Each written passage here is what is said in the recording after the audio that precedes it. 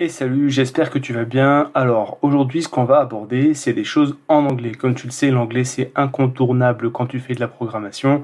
Et les meilleures ressources que j'ai trouvées sur GitHub, elles sont en anglais parce que sinon, c'est pas assez riche. Tu vas voir, on a des ressources très, très, très riches en langue anglaise. La première par laquelle on va commencer, c'est un repository qui s'appelle Free Programming Books de la eBooks Foundation. Et là, tu as énormément de livres. Alors, tu as toutes les langues. Tu as aussi du français, mais comme tu vas le voir, en français, ça risque d'être limité, c'est stocké par langage. Et en anglais, tu vas avoir... Alors, on peut revenir sur le français juste pour que tu vois la différence rapidement. Ici, si on prend par exemple un langage comme le JavaScript, tu vas voir JavaScript, jQuery, SQL, tu vas voir, tu vois, très peu de références. Alors que si on passe tout de suite sur la langue anglaise, là, par langage de programmation, donc tu as bien vu, c'était même à part. Si on part sur du JavaScript, déjà on met du temps à le trouver tellement il y a des références sur d'autres choses, le HTTP, le HTTPS, ce genre de choses. Et tu vois, sur JavaScript, voilà, il y a beaucoup déjà de subdivisions. Et dans JavaScript, voilà, tout ce qu'il peut y avoir, du clean code, du voilà, sous format de HTML, de PDF, de e-book, plein de choses pour te faire plaisir et pour pouvoir monter en compétences. Alors si tu sais pas par où commencer, et ben en fait il y a quelque chose aussi qui est super intéressant, c'est le développeur roadmap, donc de quelqu'un qui s'appelle Kamran Ahmedse qui a fait une liste en fait, une roadmap. Donc tu vas avoir la roadmap pour front-end, back-end, DevOps, React, Angular, Android, Python, Go, Java. Alors maintenant, si on prend par exemple la roadmap du back-end, bah, tu vois, hop, tu arrives sur quelque chose qui est assez dynamique. Voilà ce que tu dois apprendre. Internet, comment est-ce que Internet ça marche, c'est quoi le HTTP, commencer par là. Donc c'est un arbre, c'est une carte mentale.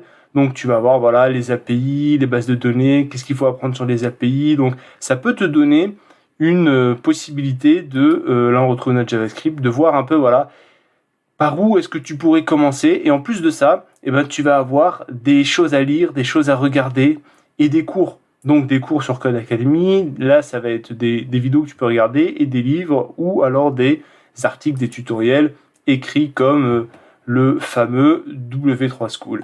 Et notre troisième ressource, eh ben, en fait ça va être les API pour t'entraîner. Toutes les API publiques qui sont exposées sur Internet, elles sont stockées dans ce repository public API de NoShake. Et en fait, toutes ces API, alors tu vois, tu as de la cryptocurrency, tu as des API calendar pour les dates, tu vas avoir des choses sur le design, sur le fitness, sur la finance, tu as beaucoup, beaucoup, beaucoup de choses. Bien entendu, c'est encore en anglais.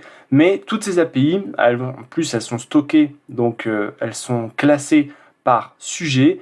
Toutes ces API-là, elles vont être très profitables. Tu vas pouvoir t'entraîner avec et pouvoir justement mettre en pratique tout ce que tu auras vu dans les deux repositories d'avant, donc la théorie alliée à la pratique. Ensuite, il y a quelque chose qui concerne le langage Java, parce que tu sais que je fais du Java, et sur le Java, en fait, il y a une possibilité de faire tellement de choses et d'apprendre beaucoup de concepts de programmation parce que c'est un langage orienté objet qui te permet d'architecturer beaucoup ton code. Et il y a Iluatar qui a fait un très bon repository dans lequel il a codé tous les design patterns en Java.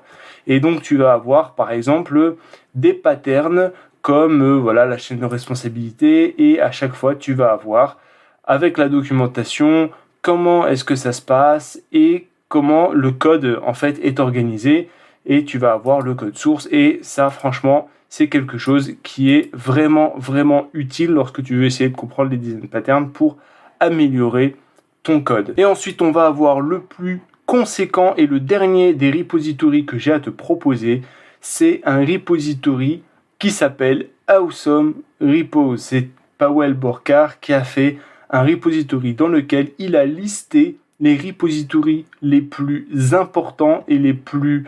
voilà, il a fait une liste des repositories, de la majeure partie des repositories qu'il trouvait intéressants.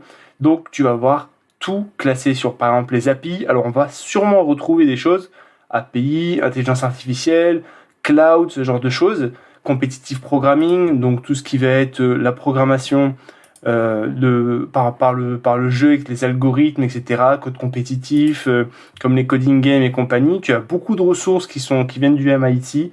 Là, on a vraiment un océan. Donc, je te conseille de commencer par les repos d'avant pour savoir un peu où est-ce que tu mets les pieds, par où commencer, etc. Mais tu vas voir qu'ici aussi, il y a des books, il y a des conseils en fait sur comment gérer sa carrière, de quelle que soit la profession d'ailleurs, des choses qui sont agnostiques, des langages, etc. Mais tu vas avoir aussi des choses sur les langages et sur la sécurité. Donc il y a beaucoup, beaucoup de choses que je te laisse découvrir. Bon voilà, c'était 5 repositories GitHub, 5 ressources excellentes sur lesquelles tu peux vraiment apprendre beaucoup de choses et pour lesquelles, avant de faire le tour, ça peut te prendre énormément de temps et tu sortiras de là avec beaucoup de connaissances et avec un meilleur anglais. Encore une fois, je te le dis, c'est essentiel en programmation d'anglais.